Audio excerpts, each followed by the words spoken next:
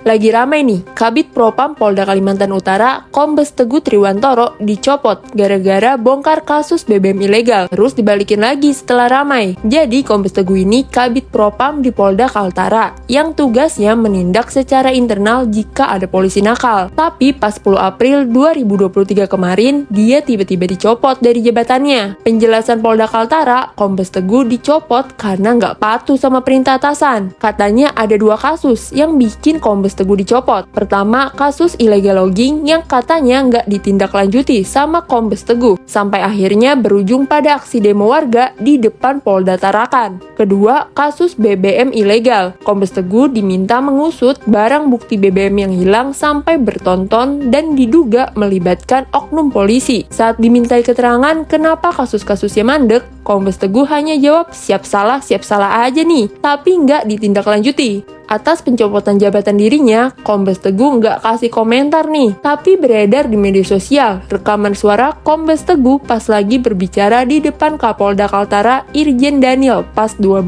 April. Saat itu Kombes Teguh negesin kalau dirinya nggak melakukan pelanggaran pidana maupun kode etik saat diberhentikan. Kombes Teguh juga masih nih nggak akan melakukan manuver usai diberhentikan. Selain itu ada nih kata-kata Kombes Teguh yang bikin makin ramai di medsos.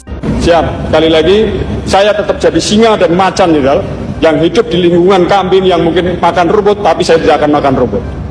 Saya tetap akan seperti ini dan model saya, branding saya seperti ini.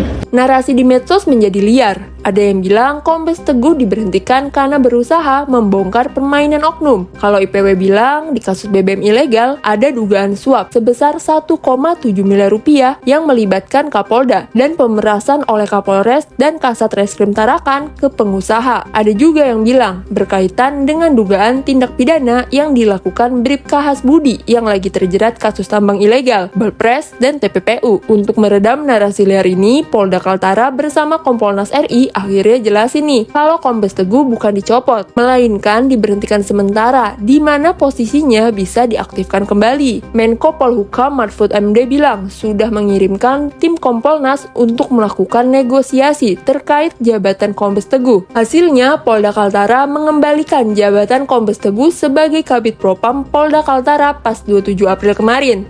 Kalau menurut kamu gimana guys? Kira-kira apa ya yang sebenarnya terjadi? Komen ya!